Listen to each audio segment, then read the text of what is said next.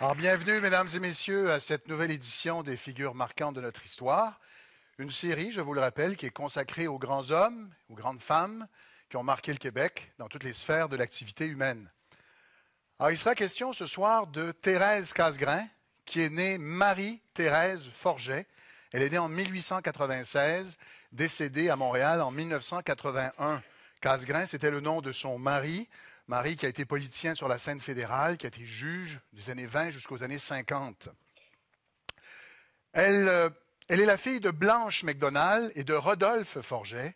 Elle grandit entourée de domestiques dans l'une des familles les plus riches de Montréal du début du 20e siècle. Absolument rien ne la prédestinait à cette vie de combat et d'engagement en faveur des droits des femmes, en faveur de la justice sociale, en faveur de la paix dans le monde durant les années 60.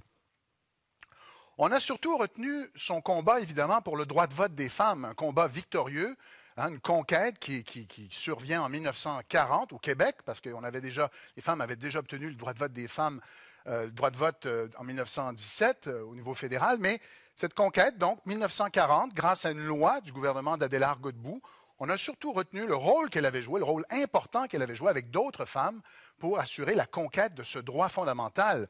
Mais on a peut-être oublié les autres droits pour lesquels elle s'est battue, les autres combats qu'elle a menés. On a oublié, par exemple, le fait qu'elle s'est beaucoup battue pour augmenter le salaire des institutrices, pour l'accès des femmes au barreau, pour que les femmes puissent devenir des commissaires d'école à la CECM. C'est un combat qui a été mené durant les années 60, donc c'est tout récent. Un combat aussi pour que les mères puissent toucher les allocations familiales en 1945. Pourquoi c'était un débat? Parce que les femmes, au niveau de la loi, au niveau du Code civil, n'étaient pas majeures, étaient frappées d'une incapacité juridique. D'où l'autre combat qu'elle a mené, avec d'autres femmes, celui de réformer en profondeur le Code civil pour que les femmes mariées puissent être considérées comme les égales des hommes, comme des majeurs, comme des adultes, ce qui n'était pas le cas, donc, jusqu'à tout récemment. Alors, Thérèse Casgrain, c'est une femme donc, qui a mené tous ces combats, mais aussi, ça a été une femme politique. Une femme politique qui, malheureusement pour elle, n'a pas été élue une seule fois. Elle a perdu toutes ses élections comme libérale indépendante. Elle s'est présentée aussi sous la bannière du CCF, l'ancêtre du NPD, durant les années 50. Elle était le chef québécois de ce parti. Elle a perdu donc ses élections, mais si elle a perdu ses élections, elle a été une femme d'influence. Une femme qui était capable de prendre le téléphone, d'appeler n'importe qui. Elle a été sénateur pendant quelques mois durant les années 70, donc cette influence-là s'est perpétuée là aussi, mais c'est une femme d'influence qui avait un réseau, mais vraiment impressionnant. Un réseau qu'elle alimentait lors de ses soirées, qu'elle organisait souvent le lundi d'ailleurs, qui avait des réseaux au Québec, des réseaux au Canada, mais aussi un réseau international absolument incroyable. Elle connaissait très bien Golda Meir, elle a bien connu Indira Gandhi, elle a connu Anne Souillin, des personnalités donc de très grande envergure qu'elle recevait chez elle lorsque ces personnalités se déplaçaient au Québec, au Canada.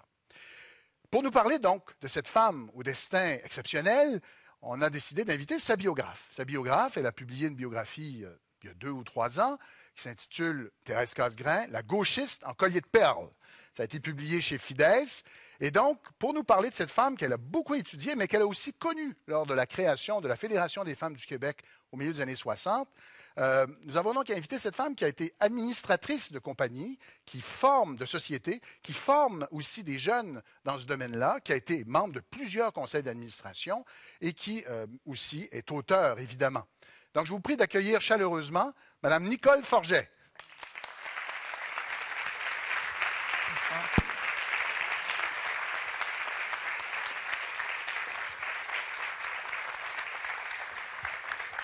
Bonsoir. Bienvenue. Merci. Bienvenue Bonsoir. aux figures marquantes.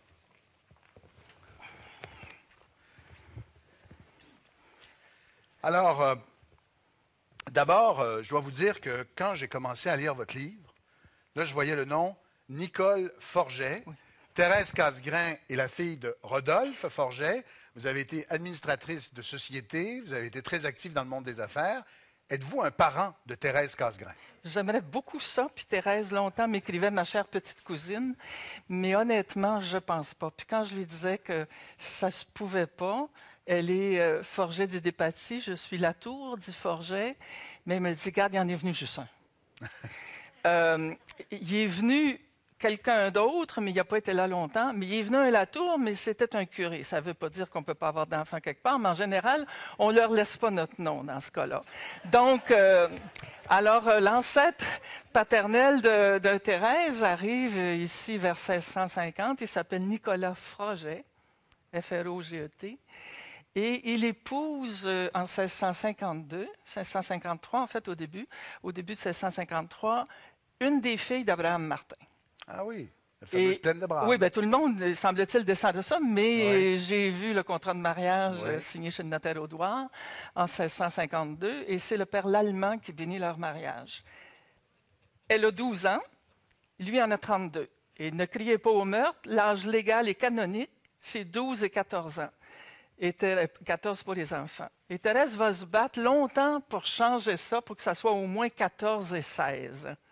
Et ça va dans les années, ma foi, 60 ou quelque chose comme à la fin des années 50, avant qu'on arrive jusque-là. Alors, c'était comme normal. La femme d'Hélène de Champlain avait quoi?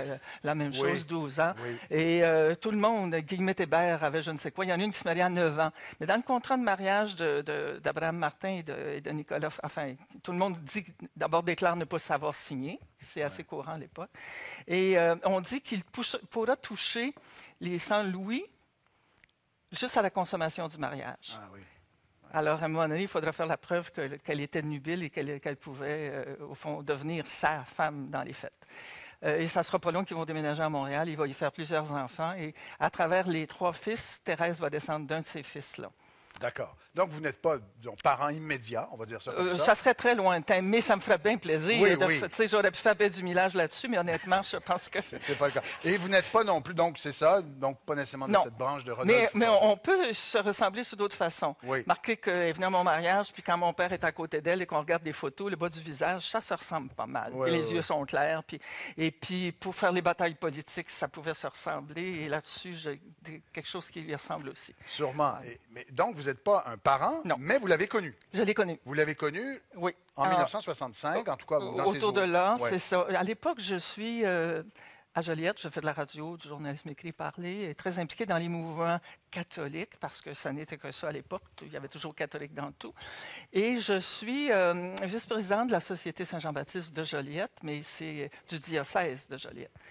Et là, on apprend qu'il va y avoir à Montréal une rencontre de plein de femmes, et on me délègue. Joliette était la seule société Saint-Jean-Baptiste où les femmes étaient à part entière. Dans les autres, c'est le comité féminin. À Montréal, il y avait la Fédération nationale Saint-Jean-Baptiste en dessous de la Société Saint-Jean-Baptiste. La Fédération nationale a été formée, vous le savez, par, Marie Lacoste-Gérin-Lajoie et d'autres. Bon, puis elle est restée Marie Lacoste assez longtemps là. Et Mme Mador, à l'époque, est venue dans les années 60 à cette rencontre-là. Mais il y avait aussi, je peux me permettre de le souligner tout de suite, il y avait comme une slate d'organiser, comme dans toutes ces choses-là, qu'on démarre, parce qu'il faut bien que ça parte de quelque part. Et le comité organisateur avait une liste, et pas beaucoup des gens sur cette liste ont été élus. Moi, j'ai élu du plancher avec Simone Monet-Chartrand. Évidemment qu'on avait fait plein d'interventions. Et l'Église était présente au dernier étage de l'hôtel où nous étions. Et ils nous faisaient monter avec des petits sandwichs en haut pour dire « c'est terrible, n'adhérez pas à ceci. Elles vont promouvoir l'avortement. Elles sont pour le divorce. » Il y avait comme ce qu'on découvre tout au long de la vie de Thérèse et du droit des femmes. Il y a toujours l'Église qui vient dire « non, non, non, faites pas ça ». Cette fois-ci, à la différence, l'Église a dit quant au mariage, supposément, je ne sais pas comment on dirait, juste religieux. Cette fois-ci, c'est l'Église qui dit « non, non, c'est un effet civil ». Ça a été dit la semaine dernière ou il y a quelques jours. Alors, c'est comme un drôle de retournement des choses, en fait. Et pour l'écriture de cette biographie, qu'est-ce qui a été la bougie d'allumage? Parce que ce qui est un peu étonnant, c'est qu'une femme comme elle, qui a mené tous ces combats, n'ait pas été l'objet d'une biographie avant vous, par les historiennes féministes, et Dieu sait qu'il y en a plusieurs dans de très bons départements. Moi aussi, j'étais assez surprise parce que je venais de sortir de la promotion après-vente, de Ludmilla Cherriaeff, et puis là, je me disais, bon, je fais quoi? Je m'en vais vers quoi? Et tout à coup, j'avais dans mes cartons, j'avais Thérèse, puis je commence à fouiller, puis je réalise qu'effectivement, il y a des études faites sur elle. Est-ce qu'elle est féministe ou pas? Est-ce qu'elle est formiste ou pas? Est-ce que... Mais bon. Et ben là, mais il n'y a rien qui la prenne comme un tout. Et il y avait ses mémoires, et j'allais assez souvent chez elle à l'époque quand elle travaillait ses mémoires, où ses enfants avaient dit, ben maman, tu dis pas ça, puis dis pas ça comme ça. Ouais. Puis Il y a eu un petit peu d'autocensure dans ses mémoires. énormément, parce que Thérèse, c'était quelqu'un au franc-parler, pas politiquement correct, mais pas pour deux scènes. Et elle était froide et pragmatique, puis elle pouvait vous dire, c'est comme ci, c'est comme ça que ça marche, et si c'était pas beau, puis c'était de même. Alors, c'est pas comme ça du tout, ces mémoires-là. C'est très lissé, comme les textes qu'on trouve qu'elle a présumément écrits, mais c'est pas son style.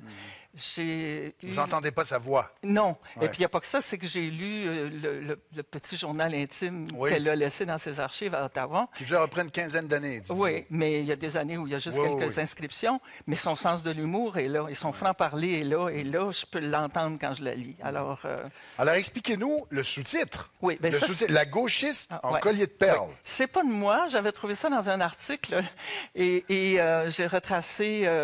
l'auteur de l'article pour lui demander est-ce que c'est vous ou c'est le chef de pupitre qui a mis le sous-titre. Et elle me dit c'est moi. Alors j'ai dit est-ce que vous me permetteriez de l'utiliser? Puis je le dis tout le temps parce que le plagiat, ou en tout cas ramasser, je trouve que c'est pas correct. Donc elle m'a dit ben oui, ça va me faire plaisir. Mais je trouvais gauchiste, il y a dans les années 50 des articles décrits. Et quand on parle des gauchistes au Québec, il y a quelques intellectuels mâles. Et il y a Thérèse Casgrain.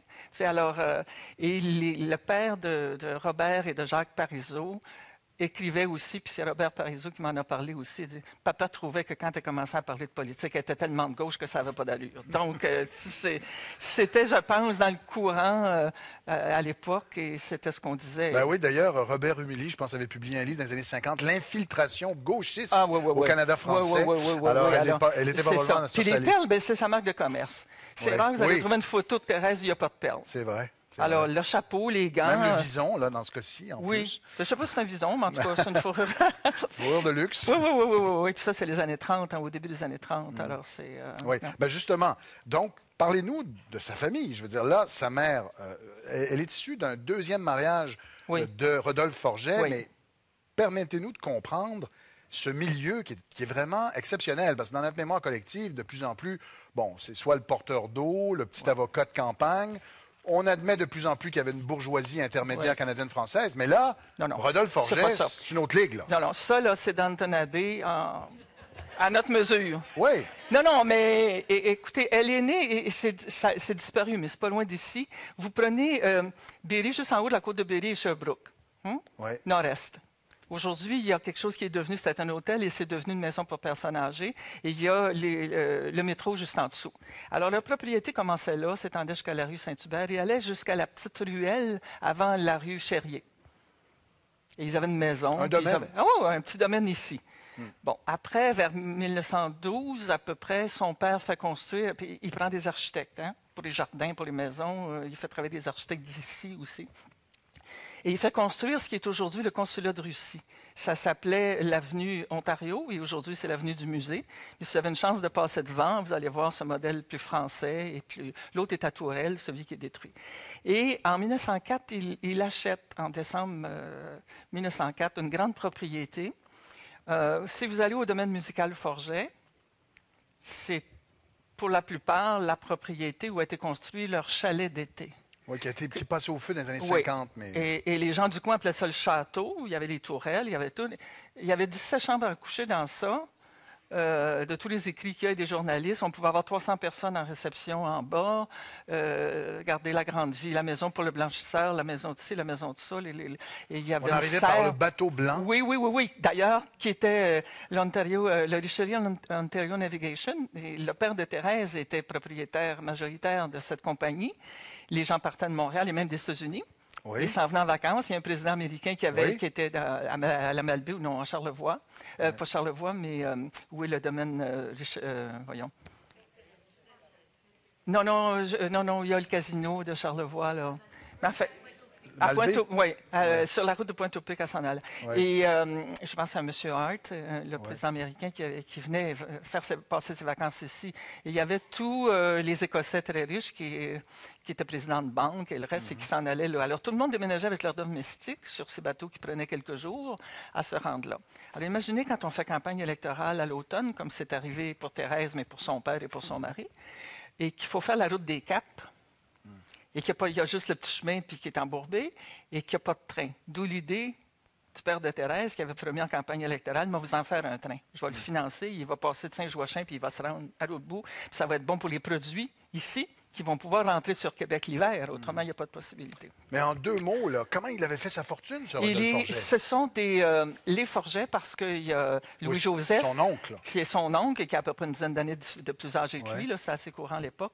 Et ce sont des courtiers qui font des fonds les fortunes et ils seront présidents de la bourse chacun de leur tour. Et ils vont acheter au départ les streetcars. Alors, ce sont les tramways à chevaux. Et ils vont acheter un peu plus tard une petite compagnie qui est l'électronique, enfin les rapides de la Chine, mais et la première petite compagnie électrique. Ouais. Et là, ils ont décidé qu'ils allaient électrifier les tramways. Puis les autres actionnaires avec eux autres ont paniqué, ils ont dit c'est fou. Alors, eux autres ont tout racheté et ils ont contrôlé cette affaire-là, qui est l'ancêtre de la STM. Et parce qu'ils avaient l'électricité, ils en ont acheté d'autres. Et ils avaient déjà le gaz, les becs de gaz dans le Vieux-Montréal. Ils ont fait la Montreal Light and Power, l'Hydro-Québec. Alors, ils sont à l'origine, comme ça, de la rationalisation dans certains milieux, dans certains mondes, constamment. Et plus tard, ils ont aussi les filatures de coton. Ils étaient comme en faillite aux États-Unis, dans le nord-est américain, où il y avait beaucoup de Canadiens français, d'ailleurs, à l'époque. Alors, ils ont essayé de ramener ça et de faire la Dominion Textile.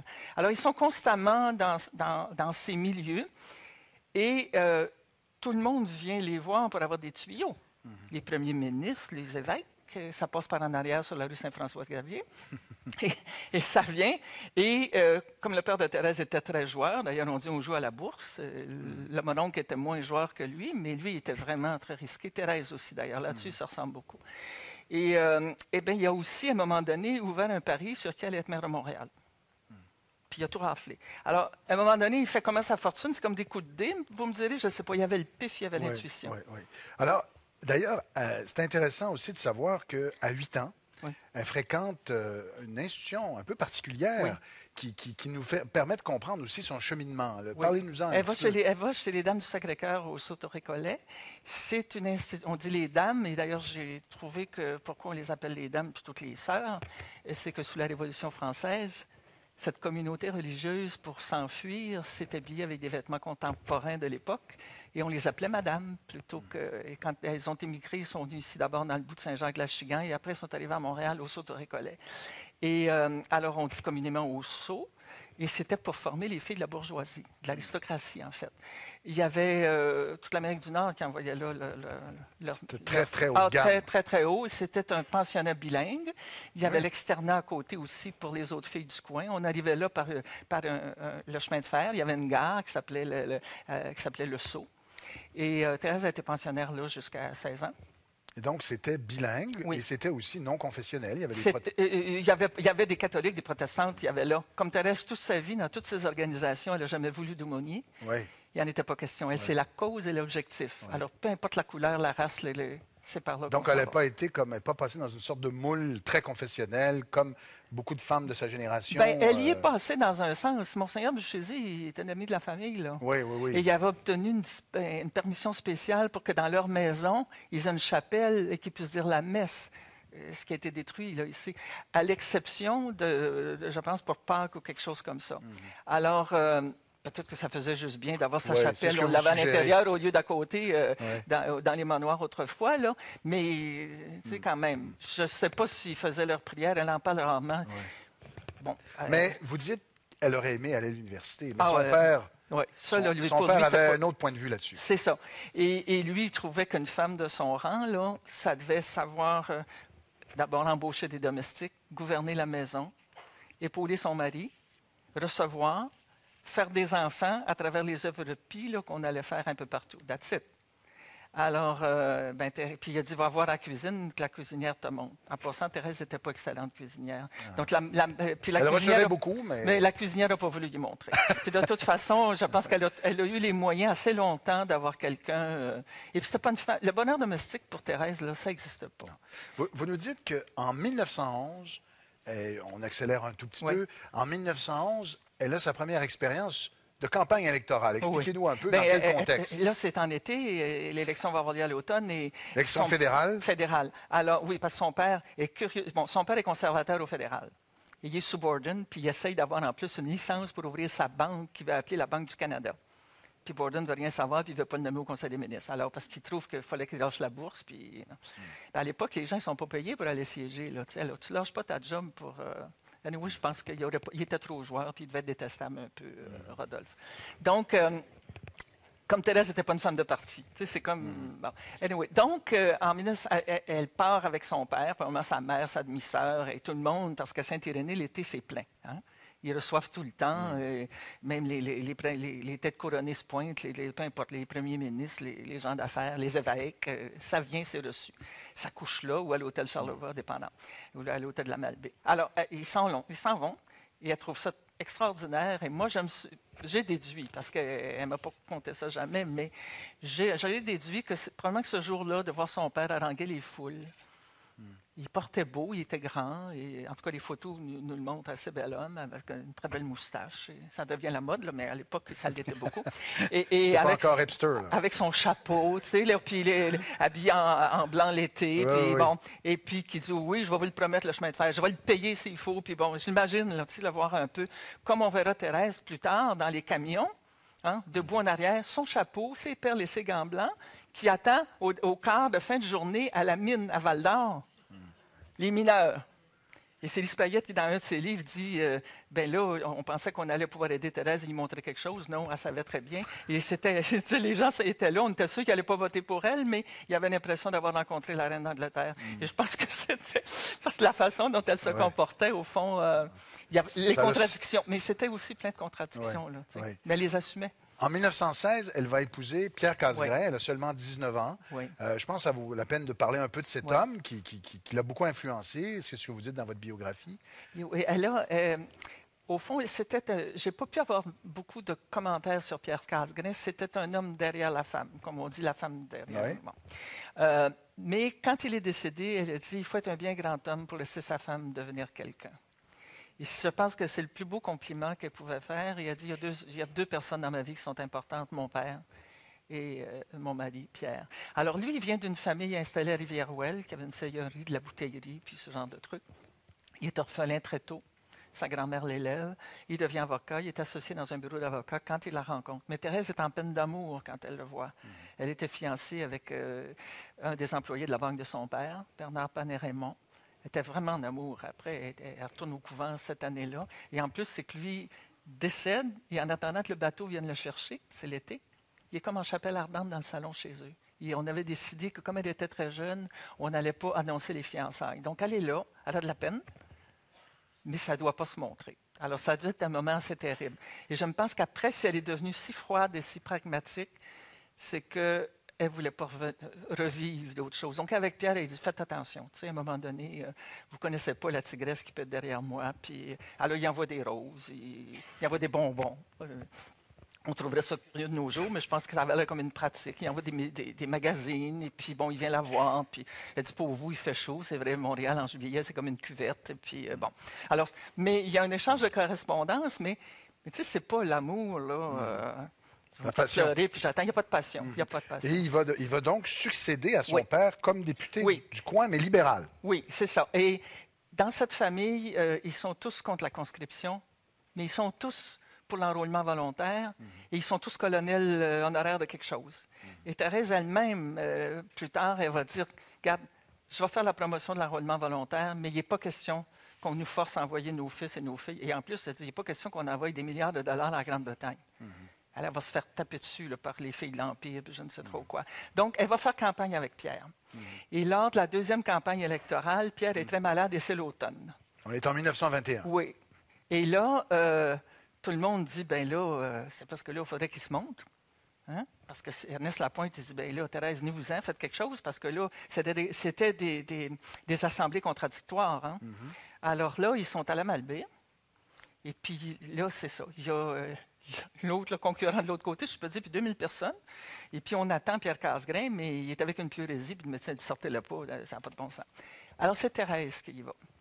Une jeune femme de 25 ans. Et là, elle dit, bon, la salle fait, non, j'imagine, là, mais ce qu'elle cite dans ses mémoires, c'est que les gens disent, ben, elle dit, oui, c'est vrai que mon mari est malade, tu sais, puis là, hein? Et elle dit, vous ne me croyez pas, il vous a envoyé ce qu'il y a de plus précieux, sa femme. Ça continue. Puis là, quelqu'un dit, ben oui, mais on ne le voit jamais. Elle dit, moi non plus, mais je vais voter pour lui pareil. Alors, ça... Et ça, c'était la Thérèse, tu sais, la répartie, puis la petite phrase assassine de temps en temps. Moi non plus, je ne le vois pas. Tu sais, je veux dire, bon, alors... Voilà. Et donc, mais là, c'est important, ça. Oui, parce que c'est à ce moment-là qu'elle devient une personnalité publique. Oui, puis c'est parce que là, on entend parler à Montréal, même si c'est loin. Oui. Et les groupes de femmes de l'époque, le Montreal Local Council of Women, qui est d'abord formé d'anglophones, mais aussi de Marie Lacoste-Gérin-Lajoie et de quelques autres, disent, bien là, on va l'amener. Alors, elle s'en va dans ce groupe-là, qui est en train de se former, et elle est tout de suite nommée vice-présidente. Et ça va marcher un certain temps. Le 9 février 22, ils s'en vont au Québec pour la première, vraiment, marche sur Québec. Pour avoir, bon, ils prennent un train à la gare centrale, puis ils s'en vont. Et pour aller demander le droit de vote des femmes. En 1922. En 1922. À Québec. Février 22 à Québec, parce qu'il l'avait déjà au fédéral. Et bon, puis là, ben, c'est toute l'histoire. Ils sont reçus dans le café du Parlement. Et Thérèse a dit, c'est la meilleure place pour nous mettre. De toute façon, les femmes sont habituées d'être à côté de la cuisine. Tu sais, ce genre de réflexion. Ou alors des députés disent, c'est terrible, tu sais, si ça va faire la chicane entre les couples. Puis elle dit, ben, s'il faut attendre aux 4 ans pour se chicaner, je ne sais pas ce qu'on fait dans un couple. Ce genre de trucs-là... constamment. Et là, Tachereau, puis elle est la plus jeune dans ce groupe-là, là, des femmes qui sont là. Puis il y a des descriptions des journalistes, ils parlent des lunettes, des chapeaux, des odeurs, mais ils ne parlent pas du contenu. Et puis ils disent, bien, elle met de la gaieté, parce que c'est la plus jeune. Tu sais, bon. Et Tachereau dit, bien, en tout cas, si on a le droit de vote, moi, je ne peux pas me permettre.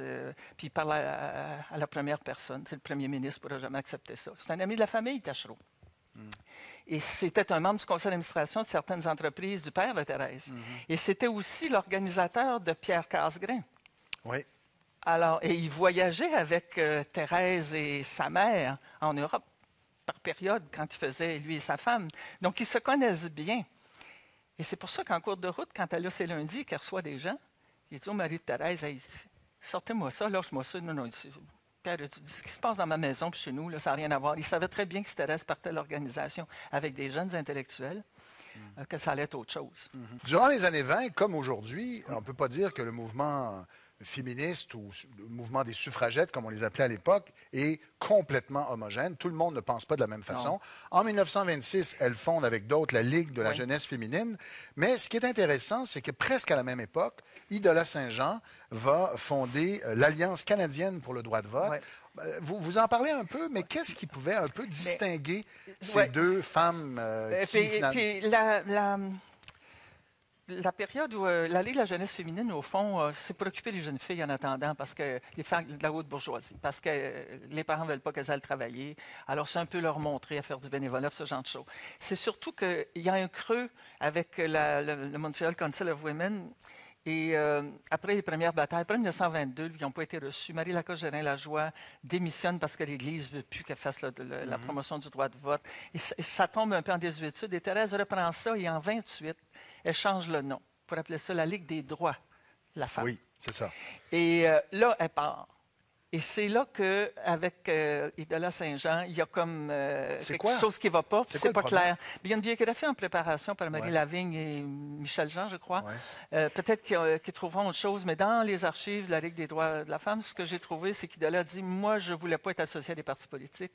Je l'ai dit dès 1927. Et voilà pourquoi j'ai fondé l'Alliance de... » Peut-être parce que Thérèse Casgrain était trop associée au Parti libéral, peut-être. Mais je ne sais pas. Elle était mariée avec un député.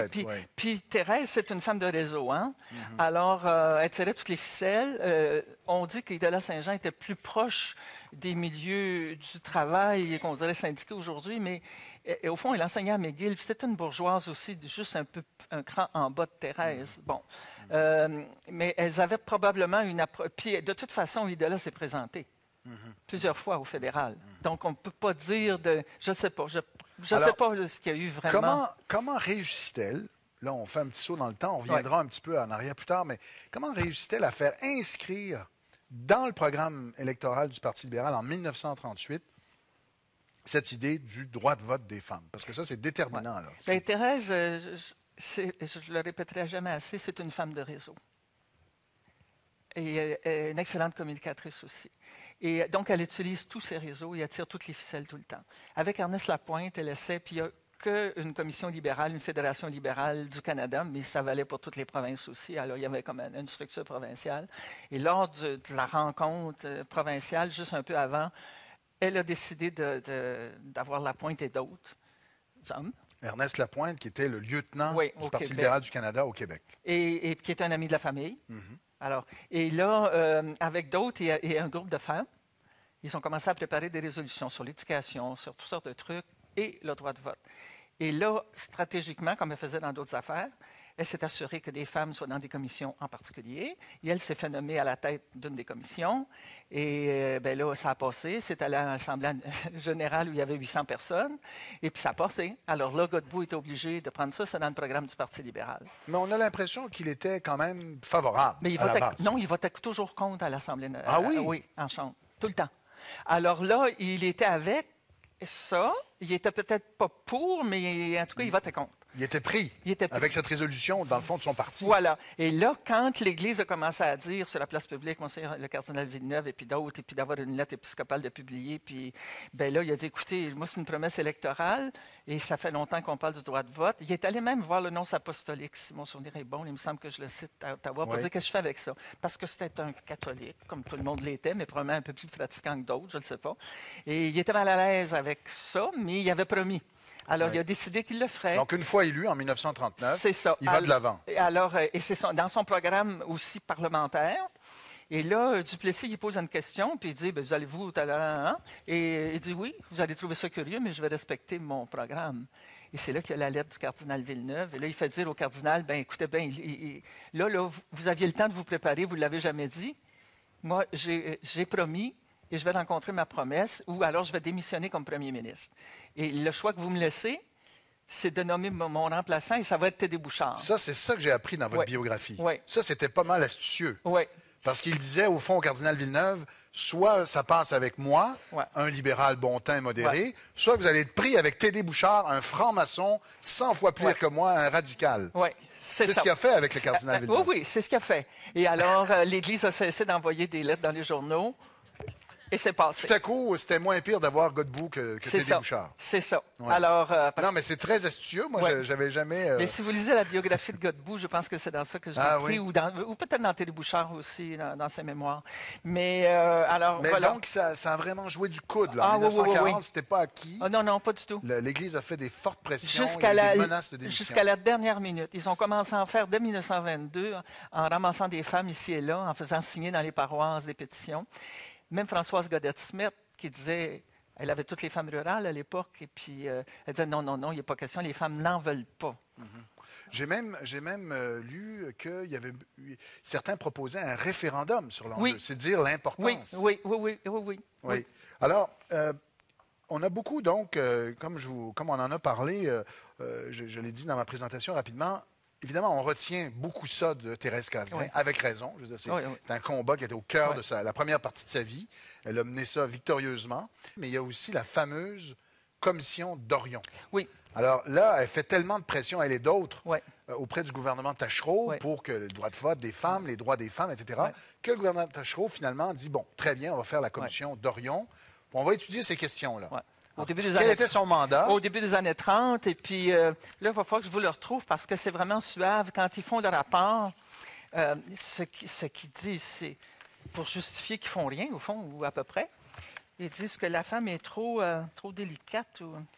Je m'excuse, là, c'est juste plate parce que je ne veux pas tomber dessus. Mais en gros, quel était le mandat de la commission? C'était de voir un peu la situation de la femme dans le Code civil. Mettons ça comme ça. C'était la bataille que Thérèse a déplacée du droit de vote, quand elle a appelé la Ligue des droits, vers la capacité juridique de la femme mariée, vers travail égal, salaire égal. Je fais une petite parenthèse, on est en plein milieu de la crise, 1933. Il a fait campagne pour travail égal, salaire égal. Merde, on ne l'a pas encore, même si on a une loi ici. Là. Imaginez ce que c'était, ce type. Elle était très en avance sur son temps, puis elle est gauchiste, là, pour certains. Ouais. Bon, alors, donc, il y a ce mandat-là, mais Tachereau pense que les femmes vont être correctes. Puis bon. Alors, il y a 2 minces rapports qui sortent, 1933, 1934, quelque chose comme. Et dans ni l'un ni l'autre, on donne grand-chose. Au fond, je pense que c'est là qu'on permet ce qu'on appelle les biens réservés. La femme peut garder son salaire, quelque chose comme. Mais l'autorité maritale reste là. Ils avaient demandé en plus, non seulement d'administrer leurs biens, quand c'était échu en propre, puis c'est pas clair, le douar était parti, il voulait être capable d'être tutrice, mais là, ils disent oui, mais à condition que vous le soyez en même temps que le mari. Ça n'amène pas bien loin, parce que dans d'autres articles, le mari continue d'avoir l'autorité complète sur le patrimoine, au fond, et sur la communauté de biens, parce que c'est de ça qu'il s'agit. On parle des femmes communes en biens. Et donc, et là, en plus, elles avaient demandé qu'on enlève le double standard au moment de la requête en séparation de corps.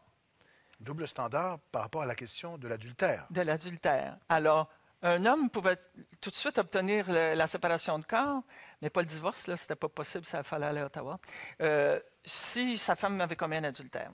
Sa femme, pour l'obtenir, il fallait que son mari entretienne sa maîtresse dans la maison familiale. Tu pouvais sauter la bonne, mais prouver que tu ne l'entretiens pas, c'était pas possible.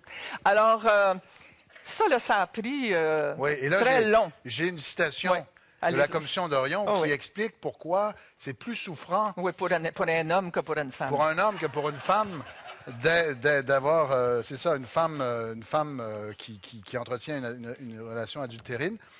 Quoi qu'on dise, on sait bien qu'en fait, la blessure faite au cœur de l'épouse n'est pas généralement aussi vive que celle dont souffre le mari trompé par sa femme. Il peut être malaisé d'expliquer en raison pure cette différence de sentiment, mais c'est justement que le cœur a ses raisons. La Commission d'Orion, 1930. Et ce sont tous des avocats et des notaires qui siègent là-dessus. Ils sont 4. Alors, imaginez d'où ça part. Il y aura une autre commission après, qui est la commission méthode. Un juge seul à Trois-Rivières. Il va falloir que Thérèse et puis Thaïs Lacoste-Frémont, qui est la sœur de Marie, et puis de Justine, puis de toutes les autres, et qui, elle, est une libérale, je pense aussi, qui vient de Québec, qui fasse des démarches à Trois-Rivières auprès du juge méthode pour savoir quand est-ce qu'il va le sortir, son maudit rapport. Ça y a pris 7 ans. Je pense que Duplessis, il disait, regarde, c'est pas la priorité. Voilà.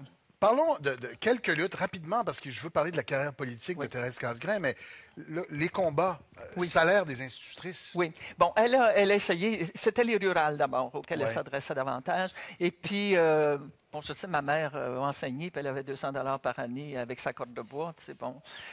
Donc, puis elle a enseigné dans ces années-là. Je suis née en 41, alors on peut penser que c'est à peu près... et elle voulait aussi qu'il y ait une pension. Un fonds de retraite pour les institutrices. Parce que la plupart étaient non mariés, parce que quand tu te mariais, il fallait que tu laisses... Filles, en attendant. Oui, mais souvent. Des fois, il y en a qui attendaient 30 ans. Oui. Bon, alors, et si elles se mariaient entre-temps, elles n'avaient pas le droit d'enseigner. Je pense que c'est tombé à la commission, à la CECM, je pense que c'est tombé dans les années 70 ou 60, quelque chose comme. Donc, ces femmes-là n'avaient rien. Elles s'en allaient où? Il y a aussi, donc, le combat pour l'accès des femmes au barreau. Oui, pour toutes les professions. Pour toutes les professions. Alors, elle a travaillé davantage le barreau, puis le notariat, puis parce que peut-être c'était plus proche d'elle ou plus facile à cause de ses contacts. Mais c'était vraiment toutes les professions. La médecine, d'abord. Et l'Ordre des comptables n'a pas attendu que le gouvernement statue ou fasse des règlements. Ils ont décidé, eux autres, que les femmes y en acceptaient. Probablement que le commerce a dit, regarde, nous, ça fait notre affaire. Mais le barreau, bien là, on disait, c'est parce que les femmes ne sont pas capables.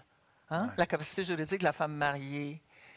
Quand Justine Lacoste-Beaubien, avec ses femmes, obtiennent une législation pour partir à l'hôpital Sainte-Justine, c'est pour décharger leur mari de la responsabilité que ça pouvait entraîner qu'elle gère une institution qui allait commander des fonds. C'était comme une dérogation. Elles n'avaient pas le droit de signer si le mari ne voulait pas, elle ne pouvait pas. Thérèse ne pouvait pas non plus, ça prenait le hockey de son mari pour vendre des immeubles qu'elle avait reçus de son père. Et Marie-Claire Kirkland le dit beaucoup. Elle arrive à Québec comme députée élue, c'est une avocate. Il faut que son mari, Philippe Casgrain, ait signé pour le bail. Elle n'a pas le droit de signer le bail. Il faut Ouais, le faire, là. et donc tous ces combats... C'est 1961, là, C'est ça. Tous ces combats vont mener donc à la réforme du Code civil Oui. durant les années 60. Oui. Évidemment qu'elle va appuyer, mais là, on ne peut pas rentrer trop dans Non. le détail, puisqu'on va... Mais trouvez que ça allait pas assez loin. Thérèse était pressée, Ouais. parce que d'abord, elle vieillissait, puis ça faisait si longtemps qu'elle se battait pour ses causes. Puis je peux la comprendre. Je suis une vieille féministe fatiguée aussi un petit peu, puis je trouve que ça bouge pas assez vite des fois. Ouais, c'est ça. Mais puis avec tous ses contacts, il y avait toujours quelque chose qui bloquait. Et quand le sage arrive au pouvoir, elle est en avance sur eux autres, sur plein de réflexions au niveau de l'éducation, par exemple, puis de la planification économique. Mais on ne va pas la chercher parce qu'elle n'est pas commode. Ouais. Elle est correcte comme chef de parti parce que c'est ses règles. Mais les règles des autres, elle n'aime pas ça. Elle étire un peu l'élastique, puis ça ne marche plus dans les années 60. Non, mais ça ne marche plus dans ces périodes-là, vraiment. Là. Ouais. On accepte les assemblées générales, qu'est-ce qui est dit, puis on ne tasse pas le monde. Puis... Et elle est l'une des cofondatrices, en tout cas, elle participe à la fondation de la Fédération des femmes du Québec. Sauf que, et là, je sais que j'arrive avec peut-être un morceau de dynamite dans ce contexte actuel, parce que le 7 juin 1963, elle déclare à la Gazette qu'elle n'est pas féministe. Non. Elle le dit, je me permets de la citer, « Je ne suis pas une féministe by any stretch of the imagination. » Oui, puis elle va dire, je suis plutôt une humaniste. Mais bien avant ça, dans les années... L'histoire nous rattrape? Oui. En 1927, je pense, elle donne une conférence devant la Fédération nationale Saint-Jean-Baptiste et c'est sur aussi un peu le féminisme, etc. Puis elle dit, si je suis féministe, je ne suis pas suffragiste. Et pourtant, elle se bat pour le droit de vote des femmes. Mais les suffragettes, c'est l'image des femmes en Angleterre qui prennent des cours de défense, d'autodéfense, parce qu'elles se font taper dessus constamment dans les démonstrations, puis elles se font emprisonner. Alors, l'image, c'était ça. Ouais. Donc, elle, dans les années 30, 40, elle n'est pas suffragette. Oui, et plus tard aussi, dans les années 70, elle prend un peu ses distances, parce que là, il y a des mouvements plus radicaux, etc. Moi aussi, j'ai pris mes distances avec ce radicalisme-là. Puis plus jeune, je pense qu'on est tous un peu plus carrés. Mais en même temps, je crois qu'elle ne se reconnaissait pas du tout. Puis ce qu'elle dit, c'est bien beau les batailles pour entrer dans les tavernes. Mais les garderies, l'équité salariale, peut-être que ça serait bon. Au fond, c'est ce qu'elle déclare aussi. Alors, elle dit, peut-être vous ne mettez pas les objectifs ou la priorité aux bons endroits. Donc... Par curiosité, l'avortement? Thérèse n'était pas favorable à l'avortement. Moi, au nom de la Fédération des femmes du Québec, je suis allée assez régulièrement à la télé pour en parler. Et d'ailleurs, avec Monseigneur Kimikella de l'autre côté de la table à TVA à l'époque. Puis, moi, je ne le sais pas si, placé devant la situation, je le ferais pour moi. Sauf que j'aimerais mieux que ça soit possible plutôt que d'avoir tous les charlatans qui vont charcuter toutes nos jeunes femmes. Mais Thérèse Casgrain, elle... Non, elle n'était pas, puis elle n'était pas pour le divorce non plus. Ah oui. Oui, c'est vrai. D'ailleurs, elle reproche à un de ses hauts cadres de son parti politique, il ne faut pas qu'il se divorce, ça ne passera pas. Désaunier, mais en même temps, lui, il était président du parti ici au Québec. Fait qu'elle dit, regarde bien l'image du parti. Wow, il n'est pas question que tu te divorces. Intéressant. Une gauchiste qui est contre le divorce. Oui, mais en même temps, tout le monde était contre le divorce à l'époque. Oui, je le sais. Mais en même temps, c'est qu'elle est aussi assez fine politiquement. Elle avait une intelligence politique assez rare. Tu sais, de dire, regarde, toi, chef de parti, si tu te divorces, où est-ce qu'on s'en va? Nous, CCF, réputés communistes ici, déjà qu'on a tout le monde contre nous, regarde, ça va pas. Bien justement, parlons-en là, pour conclure un peu sa carrière politique. Elle se présente pour la première fois en 1942 comme libérale indépendante. Parlez-nous un peu du contexte. Pourquoi le contexte, c'est, je dis plutôt, ces gens-là sont contre la conscription. Alors, son mari est membre du cabinet de guerre, d'ailleurs, de Mackenzie King. Et quand la conscription arrive, il démissionne. Et c'est là qu'il va être nommé juge. Et parce qu'ils ont toujours été contre. Thérèse est contre, elle le dit. Donc, elle ne peut pas être libérale parce que les libéraux sont pour la conscription. Donc, ils ne vont pas l'appuyer. Chubby Power, qui a la bourse dans le coin, ne donnera pas d'argent. Elle met ses fonds. Et tant pis pour eux, parce qu'ils ont perdu le comté. C'est un conservateur qui a été élu, puis est arrivé deuxième, malgré le fait qu'il y avait 6 concurrents. Et en 1951, donc, elle se présente au Congrès de l'Internationale socialiste de Francfort. Et elle est déléguée par le CCF canadien. Elle est déléguée canadien. par le CCF canadien. Et cette même année-là, elle est élue, choisie comme le représentant du Québec, le chef du Québec. In absentia. Oui. Et par télégramme, alors qu'elle est à l'ambassade du Canada dans je ne sais plus trop quelle ville en Europe, elle répond que oui, elle accepte. Alors, écoutez, C'est bizarre, hein? il faut quand même... Oui, c'est un peu curieux. Puis d'ailleurs, elle dit, parlez-en pas trop. Non, puis les enfants ne veulent pas. Bon, mais expliquez-nous, résumez-nous un peu les idées phares du CCF, donc Ouais. l'ancêtre du NPD durant les années 50, et expliquez-nous surtout pourquoi ça ne passait pas au Québec. Oui. Bon, d'abord, c'est en 42-43, Thérèse prend sa carte du parti. D'accord. Donc, son mari vit encore et elle suit ça un peu. Puis, elle trouve que les partis traditionnels ne travaillent pas pour le peuple et pour la justice et que ça va toujours dans les gros portefeuilles, dans les grosses poches. Et elle n'est pas d'accord. En même temps, elle a dû tiquer un peu sur le fait que, quand c'est faire de la planification socialiste et mettre au profit de tous les équipements, et les, c'est très communiste comme approche. Et c'est resté dans les manifestes jusqu'à, je pense, Sherbrooke, il n'y a pas si longtemps, avec M. Mulcair, où il a fait disparaître quelques mots. Alors, ça a toujours tourné autour. Tous les moyens de production vont être mis ensemble. Il faut savoir que ça part des gospelers de l'Ouest, ça part des fermiers de l'Ouest, et ces gens-là arrivent de l'ancienne URSS. Plusieurs sont arrivés au début du 20e siècle, se sont installés là. Et c'est eux qui essayent de mettre ensemble des moyens collectifs parce qu'ils n'ont pas tous les moyens tout seuls de partir leur ferme. Puis ils disent, à la fin, peut-être que si. Notre régime de santé vient d'ailleurs du CCF. Alors, Saskatchewan? Oui. Alors, c'est parti de là. Et elle, ça lui plaisait, ce côté-là de justice et d'équité. Et même si son père était riche, il donnait beaucoup à la société. Donc, très jeune, elle était amenée à faire du bénévolat et à voir qu'en bas, quand on a, on partage quand on est en haut. Sauf que ça ne passe pas au Québec. Ben non, ça passe pas. Pourquoi? Ça passe pas. D'abord, l'Église est contre. Sauf Monseigneur Charbonneau, mais ça n'y a pas servi parce qu'il était pour les grévistes aussi, puis on l'a écarté. Puis Duplessis a beaucoup de plaisir parce qu'il vient de passer la loi du cadenas en cours de route, et puis Thérèse est contre cette loi-là, Roncarilli. Et en plus, il dit le socialisme, c'est l'antichambre du communisme. Et les années 50, c'est le McCarthyisme aux États-Unis. On fait la chasse aux communistes. C'est la guerre froide aussi. C'est la guerre froide. Et moi, j'ai essayé de comprendre, d'essayer de trouver s'il y avait un dossier de la GRC sur Thérèse. Et?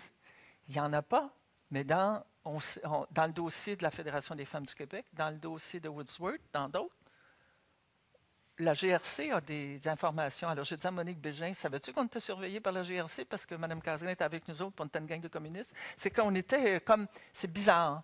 Je me suis demandé si, parce qu'elle a été nommée sénateur, on a effacé son dossier. Ah, c'est peut-être ça. J'ai aucune idée. Et j'ai fait fouiller là, par un petit-fils qui était, lui, relié avec des gens de la gendarmerie. J'ai passé pour court-circuiter la recherche. Vous n'avez rien trouvé? J'ai rien trouvé, alors, mais sauf ça. Oui. Alors, une gang de femmes ensemble là, qui essayent de faire changer une loi, puis on est suspecté par la GRC. Mais il y avait sûrement aussi le fait que c'est quand même un parti qui était centralisateur. Oui, au Québec, c'est certain. Mais ce que Duplessis et l'Église ramassent, c'est plutôt, regarde, le socialisme, là, ça ne marche pas. Hein? On va devenir des communistes. Puis c'est l'époque où même dans les écoles, moi je suis au secondaire, dans ce qu'on appellerait le secondaire aujourd'hui, puis on nous fait des exercices au cas où, puis en même temps on nous fait passer parfois des belles images là, avec, regarde, les communistes avec les haches, puis les statues des Saintes Vierges, puis je ne sais pas, il y en a qui doivent se rappeler de ça. Puis elle a fait campagne pour ça, là. Avec ses perles, ses gants et son chapeau, puis ses fourrures. Mais elle se fait des grandes amitiés, des grandes amitiés en tout cas. Elle connaît des gens comme Pierre Vadeboncoeur, très proche d'elle à ce moment-là. Oui. Pierre-Éliott Trudeau aussi. Oui, elle reçoit... Pierre-Éliott Trudeau, elle sait que... C'est que tous ces gens-là, ceux qu'on a appelés les Trois Colombes et les autres, et le jeune Jacques Parizeau, René Lévesque, des journalistes de l'époque, elle les reçoit ces lundis chez elle. Parce que Thérèse, ce n'est pas une analytique, hein? Puis elle ne lit pas des gros livres. Elle lit des magazines et des journaux à tonnes et elle se fait expliquer plein d'affaires. Et elle réunit autour d'elle des gens qui vont se challenger, puis elle, après, elle part avec ça, puis elle se fait une idée. Et... Des esprits prometteurs aussi. Oui, Vous dites oui. Jacques Parizeau, il commence à être invité. Ben oui, il y a 16 ans. Il a l'air à peu brillant. près. Il a l'air C'est brillant. ça, puis il s'en vient, puis bon. Alors, puis son frère Robert me dit, ben oui, puis la bonne chez nous trouvait que ça n'avait pas d'allure, elle prenait trop jeune. Alors, mais ça a permis, ça aussi, c'est d'autres réseaux. Hein? Ouais. Et donc, Pierre-Éliott Trudeau, il est là, puis pendant un bout de temps, le CCF le voyait comme le remplaçant de Thérèse. Oui. Puis il laissait entendre que oui, mais il n'a jamais vraiment payé sa carte de cotisation. Et il n'était pas là, il était là, et finalement, c'est pas ça, et c'est Michel Chartrand qui a commencé à se faufiler. C'était aussi quelqu'un qui demandait à Thérèse d'amener sa mère en voyage. Grace Elliott, Thérèse voyageait beaucoup. Alors, entre autres, dans une de ces conférences-là où elle a rencontré Golda Meir de façon solide, eh bien, elle était avec Grace Elliott. Et ils sont détournés parce qu'il y a comme une guerre, je pense, entre la Palestine et Israël où il y a des problèmes. Alors, ils sont détournés et s'en vont en guerre. Oui, oui, oui, oui, tout à fait. Alors, moi, si on peut conclure ce bout-là, je ne comprends pas pourquoi Trudeau a attendu que Thérèse ait quasiment 75 ans à l'âge de la retraite pour la nommer au Sénat. Compte tenu de ses liens. Bien, cette affaire. Il y a comme quelque chose qui n'a pas de bon sens. Ouais. Surtout, et là, on fait une petite parenthèse. Elle a des belles perles, des belles fourrures, mais elle n'est pas morte riche. Pas du tout. Moi, quand je l'ai beaucoup côtoyée les dernières années, enfin des années 70, beaucoup, les années 70, Thérèse, là, ses fourrures étaient élimées. Et si elle n'avait pas eu le salaire du Sénat les 9 mois où elle était là, c'est pas d'écrire un article dans un journal. Les gens l'appelaient pour aller parler. Il n'avait même pas de payer son passage en autobus parce qu'il pensait que ça serait l'insulter. Puis il donnait des sacs brodés, puis des trucs comme ça ou des gerbes de fleurs. Mais de nos jours, elle aurait pu demander 3 000 $ pour avoir une conférence. C'est-à-dire que donc il y avait l'héritage peut-être de son père, mais il a été très dilapidé. D'abord, les fils n'avaient pas le génie du père. Et ensuite, son mari n'était pas du même niveau social que non, puis regarde, il y a eu la crise de 29, alors c'est sûr que ça a tombé. Oui. Puis son mari, il n'y avait pas un gros salaire. C'est ça. Il fallait être ministre pour avoir un peu de fonds. Oui. Et elle est restée avec une pension de juge de 266,66 $ pas indexée. Oui. Jusqu'en 81. Bon. Mais ça, c'est quelque chose qu'on apprend dans votre livre aussi.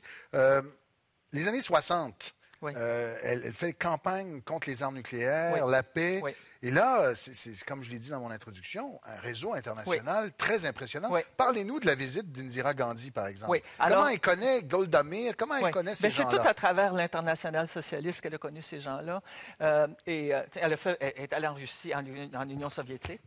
Ouais. C'est pour ça que je ne comprends pas que la GRC, il y a comme quelque chose qui tient mystérieux. Pas. Elle a fait venir ici des femmes de l'Union soviétique à travers son amitié avec la femme du gouverneur général Vanier de l'époque, qui a facilité des rencontres et des visas. Quand je dis tirer toutes les ficelles, c'est elle s'organise. Bon. Et après ça, elle est appelée, elle va donc là en Israël, et Golda Meir décide de la consulter assez régulièrement. Ils s'écrivent. Thérèse retourne aussi, puis Golda Meir lui demande comment elle pourrait mettre en place un système d'éducation pour les femmes assez loin. Indira Gandhi, elle l'a rencontrée quand elle est allée aussi dans ses conférences, mais c'est Indira Gandhi qui demande, le gouvernement canadien, semble-t-il, comme tous les gouvernements, offre à des personnalités qui viennent, est-ce que vous voulez rencontrer des personnes en particulier? Ouais. Et Indira Gandhi a dit, je veux revoir Mme Casgrain. Alors, on a avisé Thérèse, on a dit, on va vous retenir une suite au Château Laurier. Et Thérèse a dit, non, moi je reçois chez nous. Fait que vous l'amènerez chez nous. Eh bien, tout le monde est arrivé dans son petit appartement dans Westmount, parce que c'était vraiment tout petit les dernières années de sa vie. En fait, quand moi, je l'ai beaucoup côtoyé.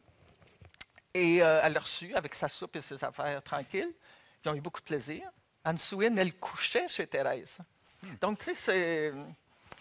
Elle a gardé ça et en même temps, les gens voulaient la revoir. T'sais, on peut bien dire, moi je la recontacte, mais les gens voulaient la revoir. Donc, c'était réciproque ce genre de choses. Je pense que ce sont des femmes qui avaient milité.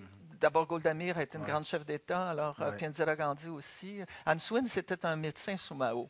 Au-delà de l'écrivaine là, qui fait des beaux romans que vous pourrez lire. Le 8 octobre 1970, on sait que c'est une date assez chargée, là, et un mois surtout. Elle est nommée sénateur. Elle est nommée sénateur dans un contexte très particulier. L'âge limite est 75 ans, donc elle a été sénateur quelques mois seulement. 9 mois. Et un journaliste a dit que vous allez faire en 9 mois, vous seriez surpris, jeune homme, de savoir ce qu'une femme peut faire pendant ça. Alors, tu sais, elle a 74 ans, puis ça sort de même.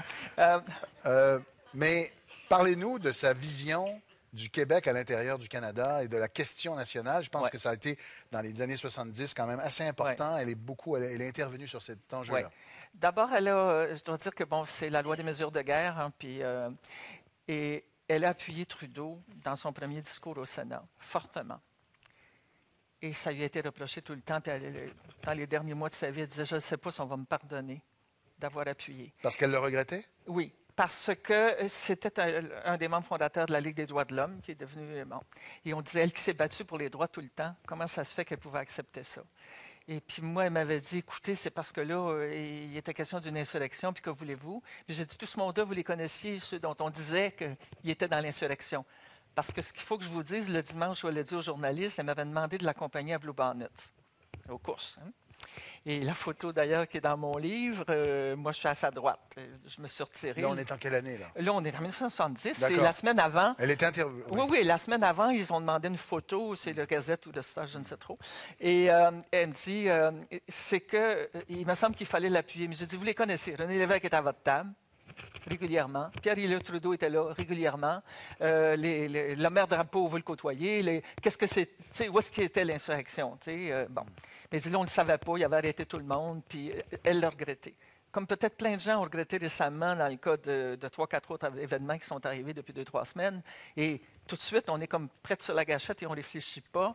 Alors, en tout cas, donc, mais elle était viscéralement nationaliste fédérale. Il faut la mettre dans son époque. Et je dis viscéralement parce que pendant des périodes, elle était plus nuancée. Mais quand René Lévesque est arrivé au pouvoir, elle n'a jamais pardonné. Ah non? Jamais. Elle aurait aimé qu'il prenne la relève dans le CCF parce qu'elle pensait aussi, quand Trudeau, ça n'a pas marché, Lévesque était plus proche probablement des idées. Et ça, elle s'est mise à le pourchasser par écrit, par téléphone. Elle vous a même reproché à vous d'avoir accepté un poste sur un conseil d'administration nommé par le PQ. Oui, parce qu'elle m'a dit, j'étais la première femme à être nommée au conseil de l'Hydro-Québec en 1978. Et elle m'a dit, Nicole, comment avez-vous pu? Un gouvernement séparatiste. Mais j'ai dit, Thérèse, on se bat depuis tout ce temps-là pour amener des femmes dans tous les niveaux. N'importe quelle couleur, moi, là, ça ne change rien. Je vais être membre du conseil au nom des consommateurs, puis vous avez, tu sais, les consommateurs, c'est vous qui m'avez mis là. C'est quoi, là? Ça, là, ça n'allait pas. Mais elle écrit dans les médias américains, parce qu'il recevait l'évêque, elle a talonné Trudeau, vraiment, elle n'a pas lâché. Alors, Nicole Forget, merci infiniment Je vous remercie pour cet entretien.